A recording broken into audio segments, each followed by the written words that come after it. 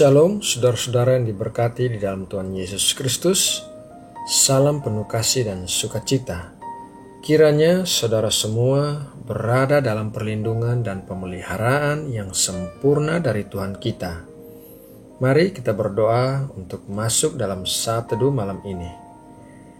Bapa, terima kasih atas berkat-berkat-Mu yang telah kami nikmati di sepanjang hari ini, kesehatan, perlindungan, penyertaan, kasih, sukacita, dan damai sejahtera yang melimpah. Sekarang di saat kami bersiap untuk beristirahat, terlebih dahulu kami mau menikmati persekutuan yang indah bersama-Mu. Kami membutuhkan firman-Mu yang akan menguatkan dan mengarahkan hidup kami. Berkatilah kami dengan harta yang tak ternilai, yaitu firman-Mu yang hidup dan berkuasa. Terima kasih Bapa. Dalam nama Tuhan Yesus Kristus, kami berdoa dan mengucap syukur. Amin. Saudara yang terkasih, ayat Alkitab untuk renungan malam ini diambil dari Kisah Para Rasul 1 ayat 3. Mari kita baca bersama-sama.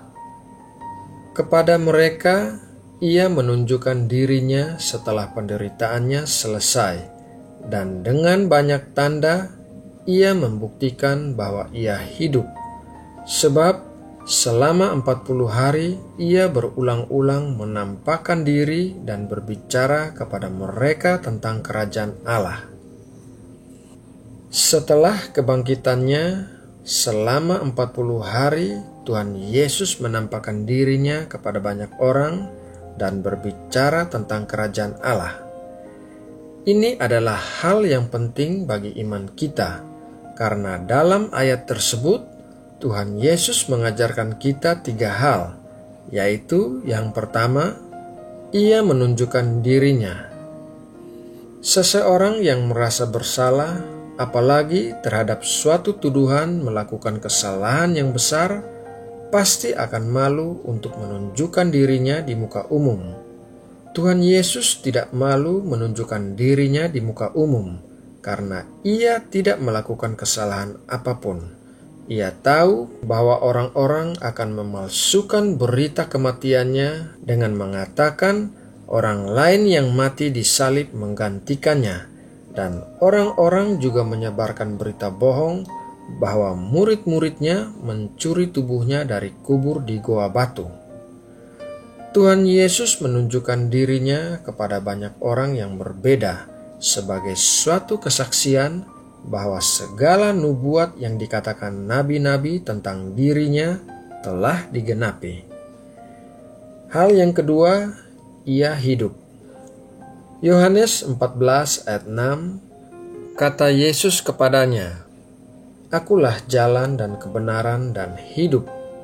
Tidak ada seorang pun yang datang kepada Bapa kalau tidak melalui Aku." Tuhan Yesus adalah kehidupan, dan kehidupan setiap makhluk berada di dalam darah. Dalam Imamat 17 ayat 11 tertulis demikian, "Karena nyawa makhluk ada di dalam darahnya, dan Aku telah memberikan darah itu kepadamu di atas mezbah untuk mengadakan pendamaian bagi nyawamu, karena darah mengadakan pendamaian dengan perantaraan nyawa." Apa yang tidak dapat kita lihat di dalam tubuh kita lebih berbahaya daripada apa yang dapat kita lihat dengan mata kita. Contohnya saja, dalam Perang Dunia Pertama, 17 juta orang terbunuh akibat senjata, bom, dan persenjataan lainnya.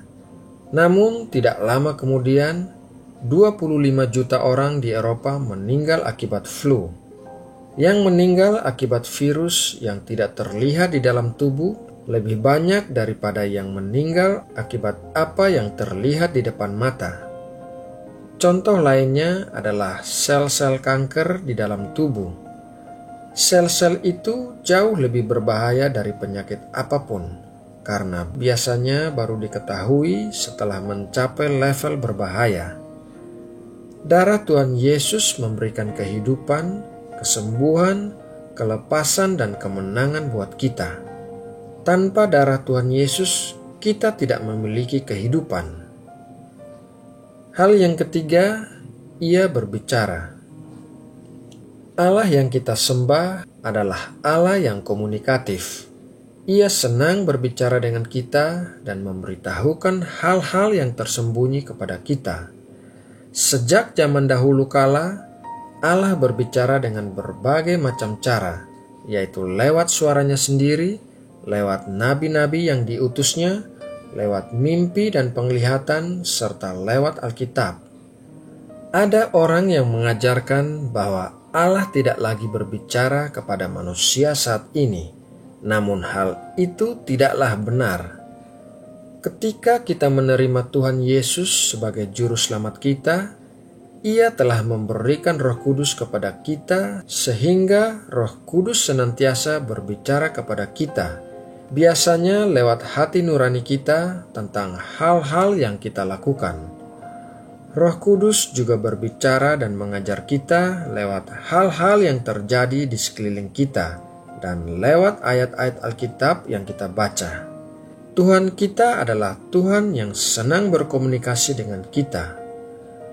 Saudara yang terkasih, untuk mempercayai apa yang tertulis di Alkitab dibutuhkan iman, dan iman adalah suatu pilihan. Kita bisa memilih untuk mempercayai firman Tuhan atau menolak mempercayai firman Tuhan. Namun demikian, harus diingat bahwa pilihan kita akan menentukan nasib kita dalam kekekalan. Saudara yang terkasih, demikianlah renungan malam ini. Semoga renungan ini dapat memberkati dan menguatkan kita semua. Mari kita berdoa untuk menutup renungan ini. Bapa, terima kasih atas berkat firman-Mu malam ini. Kami percaya bahwa Tuhan Yesus adalah jalan, kebenaran, dan hidup. Darah Tuhan Yesus telah memberikan kami kehidupan, kesembuhan, kelepasan, dan kemenangan. Terima kasih Bapa, karena Engkau telah mengutus Tuhan Yesus bagi kami. Sebentar lagi kami akan beristirahat. Berkatilah kami dengan tidur yang tenang di sepanjang malam, dilingkupi damai sejahtera-Mu di dalam hati dan pikiran kami, serta dilindungi terhadap segala sesuatu yang jahat. Berkati juga kota tempat tinggal kami dan negeri kami tercinta Indonesia. Kiranya belas kasihan-Mu senantiasa tercurah bagi negeri kami dan melindungi negeri kami dari terjadinya bencana-bencana alam. Berkatilah para pemimpin negara kami dan berikanlah hikmat bagi mereka dalam memimpin negara ini untuk menjadi negara yang makmur dan sejahtera. Terima kasih Bapa. Dalam nama Tuhan Yesus Kristus, kami berdoa dan mengucap syukur. Amin.